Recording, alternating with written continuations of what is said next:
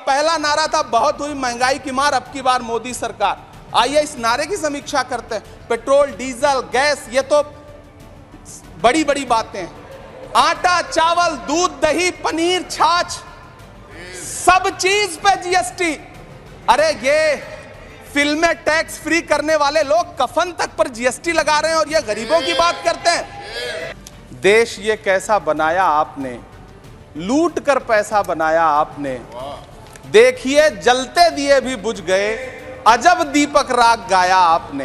तुम्हारी फाइलों में गांव का मौसम गुलाबी है, मगर ये आंकड़े झूठे हैं, ये दावा किताबी है। झील में पानी बरसता है हमारे देश में, झील में पानी बरसता है हमारे देश में। खेत पानी को तरसता है हमारे देश में। जिंदगी का हाल खस्ता है हमारे देश में। दूध महंगा, खून सस्ता है हमारे देश में। कीमत तो बहुत बढ़ गई शहरों में धान की, लेकिन विदा न हो सकी बेटी किसान की। मौका मिला तो लोगों ने कुर्सी के वास्ते तस्वीर ही बिगाड़ दी हिंदुस्तान की, और आज बड़ी बड़ी बातें कर रहे हैं। टूटा हुआ लश्कर का भरम देख रहे हैं, टूटा हुआ लश्कर का भरम देख रहे हैं, और जिल्ले इलाही के करम देख रहे हैं। ताकत का नशा अक्ल पे हावी है तुम्हारी, तुम देख न पाओगे जो हम देख रहे हैं। अपने शीश महलों में बैठे हुए सरकार के सांसद और मंत्री कह रहे हैं कि महंगाई कम हो रही है। संसद की कैंटीन से बाहर निकल करके एक चाय का कप खरीदिए, तब समझ में आएगा कि महंगाई कम हो रही है या बढ़ रही है। ये चूनर धानी धानी भूल जाते, ये पुरवा की रवानी भूल जाते, जो आकर 4 दिन गांव में रहते तो सारी लंतरानी भूल जाते। किसानों से चिढ़ी हुई सरकार ने बजट में किसानों के एमएसपी की लीगल गारंटी नहीं दी, लेकिन याद रखिएगा, जो किसान का नहीं वो हिंदुस्तान का नहीं। जो सरकार अपना चलाया हुआ 2000 का नोट 7 साल नहीं चला सकी, वो हमसे 70 साल का हिसाब मांगती है। इस सरकार ने नोटबंदी लगाकर देश की आम जनता की पूंजी छीन ली। बैठे नहीं बोले, कृपया टैक्स लगा करके छोटे व्यापारियों के कारोबार छीन लिए, पेपर लीक करवा करके युवाओं की आंखों से नौकरी के सपने छीन लिए, अग्निवीर लाकर देश के जवानों की उम्मीदें छीन ली, बुलडोजर लगाकर लोगों के आशियाने छीन लिए, महंगाई लाकर देश की जनता की थाली से निवाले छीन लिए, और नारा लगाया कि हम तो सेवक हैं, 18-18 घंटे काम करते हैं। इन्हीं लोगों के लिए किसी ने शेर कहा है कि जो सच और झूठ में दूरी है वो दूरी समझते हैं। सियासी हाकिमों की हम भी मजबूरी समझते हैं, वो अपना हक समझते हैं निवाला छीन लेने को। डकैती को बहुत से लोग मजदूरी समझते हैं। हमें पता है कि कैसी मजदूरी की जा रही है। मैम, प्रधानमंत्री जी की सैकड़ों बार थपथपाई गई मेज के बीच अंतरिम बजट पेश किया गया और बड़े बड़े दावे किए गए। देश ये कैसा बनाया आपने, लूट कर पैसा बनाया आपने। देखिए जलते दिए भी बुझ गए, अजब दीपक राग गाया आपने। मैम, पूरा सदन अमृत काल के बजट की चर्चा कर रहा है, मैं तो गरीबों की रोटी और दाल के बजट की चर्चा करूंगा। तुम्हारी फाइलों में गांव का मौसम गुलाबी है, मगर ये आंकड़े झूठे हैं, ये दावा किताबी है। मैं इस बजट को अमीरों का अमीरों के लिए पेश किया गया बजट कहूंगा। इसमें गरीबों के लिए कुछ है ही नहीं। नौकरी मांगने वाले नौजवानों पर लाठियां बरसाने वालों, आपने इस बजट में युवाओं को क्या दिया? आपने पुरानी पेंशन बहाली की मांग करने वालों को क्या दिया? सालों से अपने लिए छत तलाश रहे लोगों को आपने इस बजट में क्या दिया? कुछ नहीं। और फिर आपको पूरी उम्मीद है कि पूरा देश आपके इस पेश किए गए बजट पे लहालोट हो जाए, तालियां पीटे, मंगल गान गाए। कैसे संभव है? मैं सदन में खड़ा होकर के इस बजट पे चर्चा करते हुए कहना चाहता हूं कि इस बजट में फुटपाथ पर रहने वाले, छप्परों में रहने वाले, झुग्गियों में रहने वालों के लिए क्या है, उनके लिए क्या है, जो प्रधानमंत्री के किए गए वायदों की बाट जोह रहे हैं। हर साल फरवरी की खूबसूरत सुबह और सजी हुई संसद से बरसते हुए झूठे वायदों की जवाबदेही कौन तय करेगा? कौन बताएगा कि 2022 में प्रधानमंत्री जी जो सबको पक्का मकान देने वाला वायदा किए थे उसका क्या हुआ? लोगों के सरों पर छत देने वाले प्रधानमंत्री जी के जुमलों से अलग उन्हें यह क्यों नहीं दिखता कि राज्यों में बैठे हुए उनके नुमाइंदे लोगों के सरों की छतें उजाड़ रहे हैं। उत्तर प्रदेश हो, असम हो, जम्मू कश्मीर हो, मध्य प्रदेश हो, भाजपा शासित राज्यों के बुलडोजर न सिर्फ लोगों के घरों को उजाड़ रहे हैं बल्कि कुचल रहे हैं लोकतंत्र को, संविधान को, अदालतों के मेयार को। मैम, मैं आंकड़ों की बाजीगरी से अलग हट करके इस बजट पर एक बात कहना चाहता हूं। आंकड़े तो ऐसे हैं इस बजट के, ये कह रहे हैं 4 करोड़, वित्त मंत्री जी 3 करोड़ कहती हैं, प्रधानमंत्री जी 4 करोड़ कहते हैं। पहले तो आप इस झूठ में ही आपस में ही सलट लीजिए कि 4 करोड़ सही है या 3 करोड़ सही है। आंकड़े तो ऐसे हैं इस बजट के मैम कि जो सुने वो बस पथराई आंखें लेकर किंग कर्तव्य विमूढ़ हो जाए। लेकिन झील में पानी बरसता है हमारे देश में, झील में पानी बरसता है हमारे देश में, खेत पानी को तरसता है हमारे देश में, जिंदगी का हाल खस्ता है हमारे देश में, दूध महंगा खून सस्ता है हमारे देश में।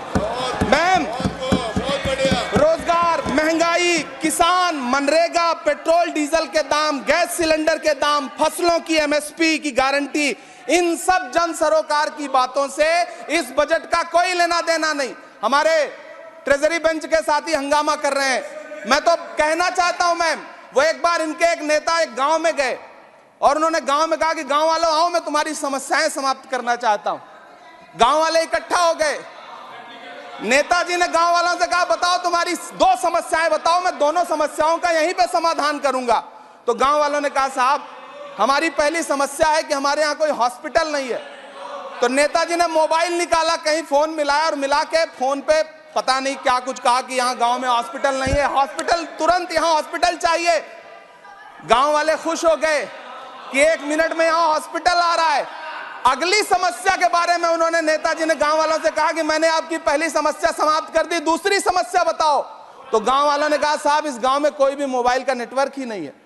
ये है इनके काम करने का तरीका। कीमत तो बहुत बढ़ गई शहरों में धान की, लेकिन विदा ना हो सकी बेटी किसान की। मौका मिला तो लोगों ने कुर्सी के वास्ते तस्वीर ही बिगाड़ दी हिंदुस्तान की, और आज बड़ी बड़ी बातें कर रहे हैं। जो मिडिल क्लास, उसकी जो रोजमर्रा की जरूरत की चीजें हैं उस तक पर आपने जीएसटी लगा रखी है। आप फिल्में टैक्स फ्री करते हैं लेकिन स्टूडेंट्स के प्रतियोगी परीक्षाओं के फॉर्म की फीस नहीं माफ कर सकते।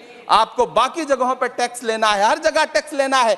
मिडिल क्लास से आपका कोई रिश्ता नहीं। मिडिल क्लास तो आपसे कह रहा है कि मोहब्बत, भाईचारे के दीवाने दिन ही लौटा दो, वो सस्ती दाल सब्जी के सुहाने दिन ही लौटा दो। ये अच्छे दिन तो अंबानी अडानी को मुबारक हो, हमें ऐसा करो साहब पुराने दिन ही लौटा दो, वो पुराने दिन जो बहुत अच्छे थे।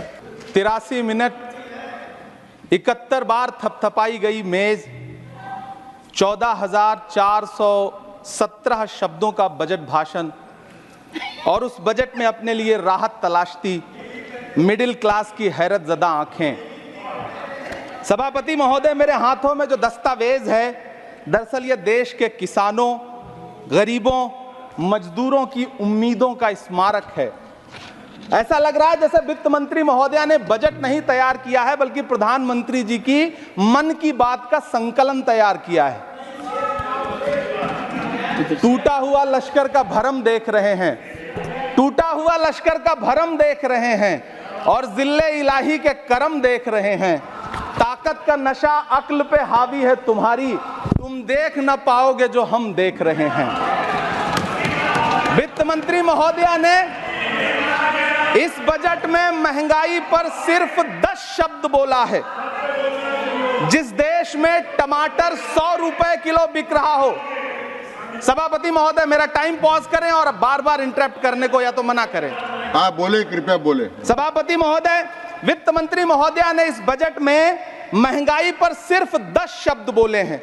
जिस देश में टमाटर 100 रुपए किलो बिक रहा हो, उस देश की वित्त मंत्री के पास बजट में महंगाई पर बोलने के लिए सिर्फ 10 शब्द है। डीजल, पेट्रोल, आटा, चावल, दाल, सब्जी की महंगाई का तो कोई जिक्र ही नहीं। सावन चल रहा है तो प्याज और लहसुन का दाम पूछना तो शायद पाप होगा। मैंने तो यह भी सुना है कि वित्त मंत्री जी जो चीज खुद नहीं खाती हैं उसके दाम से उनका कोई लेना देना नहीं होता। लेकिन इस बार बजट पेश करने के लिए पार्लियामेंट आने से पहले वित्त मंत्री जी ने दही और चीनी खाई थी। अब तो उनसे यह पूछा जा ही सकता है कि उन्हें दही, दूध और चीनी का रेट तो इन दिनों पता ही होगा। क्या उसे सस्ता करवाएंगी या नहीं सस्ता करवाएंगी? अगर पता है तो कृपया सस्ता करवाइए, क्योंकि इसी चीनी ने अमेठी में एक मंत्री महोदया का राजनीतिक कैरियर कड़वा कर दिया। सभापति महोदय, अपने शीश महलों में बैठे हुए सरकार के सांसद और मंत्री कह रहे हैं कि महंगाई कम हो रही है।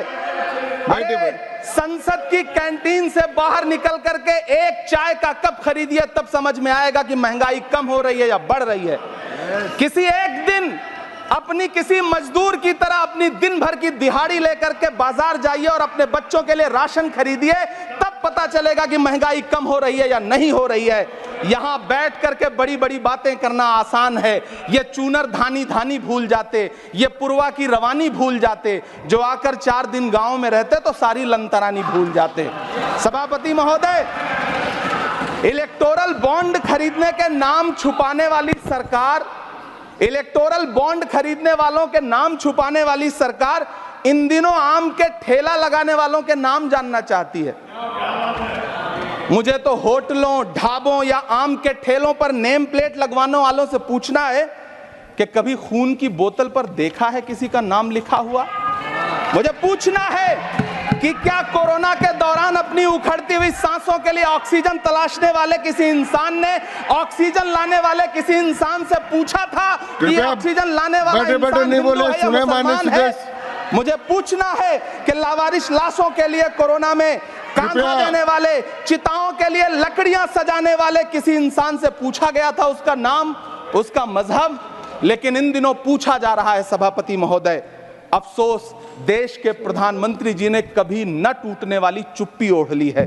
सभापति महोदय, जनता ने 63 सीटें कम क्या कर दी, ये सरकार तो अमृतकाल का नाम लेना ही भूल गई।